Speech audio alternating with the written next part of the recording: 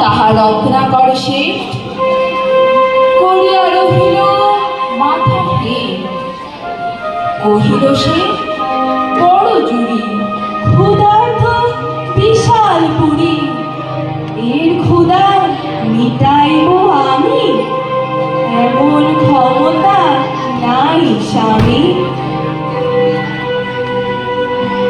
কহিল সামন্ত জয়সেন, আদেশ প্রভু করেছে তাহা লইতাম শিখে, যদি মোর বুক চিরে রক্ত দিলে হতো কোনো কাজ, মোর ঘরে অন্য কোথাজ।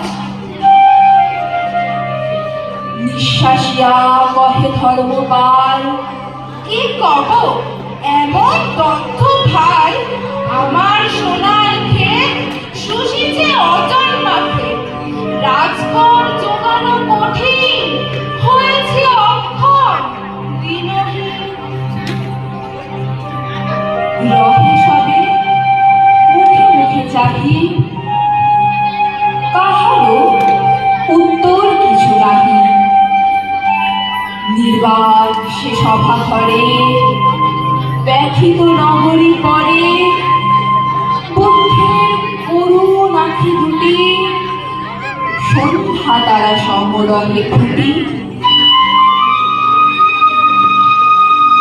তখন উঠিল ধীরে ধীরে রক্তভার রাজ নম্র শিরে। অনাথ পিণ্ডদ সীতা বেদনায় অশ্রুপ্লুতা, বুদ্ধের চরণ রেণু লয়ে মধুকণ্ঠে কহিল বিনয়ে, ভিক্ষুণী অধম সুপ্রিয়া, তব আজ্ঞা লইল বহিয়া। কাঁদে যারা খাদ্যহারা, আমার সন্তান তারা, নগরীরে অন্ন বিলাবার, আমি আজি লইলাম ভার। বিস্ময় মানিল সবে শুনি, ভিক্ষু কন্যা, তুমি যে ভিক্ষুণী।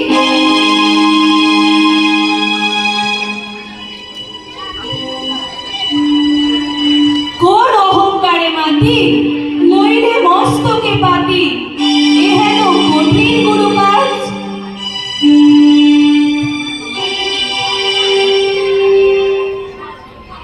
কি আছে তোমার কও আজ?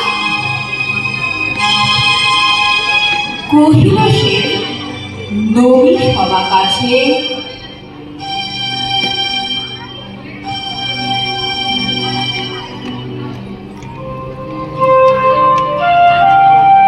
শুধু এই ভিক্ষা পাত্র আছে, আমি দিনহীন মেয়ে, অক্ষম সবার চেয়ে, তাই তোমাদের পাবো দয়া, প্রভু আজ্ঞা হইবে বিজয়া। আমার ভান্ডার আছে ঘরে, তোমার সবাকার ঘরে ঘরে, তোমরা চাহিলে সবে এ পাত্র অক্ষয় হবে। ভিক্ষা অন্নে বাঁচাবো বসুধা, মিটাইব দুর্ভিক্ষের ক্ষুধা।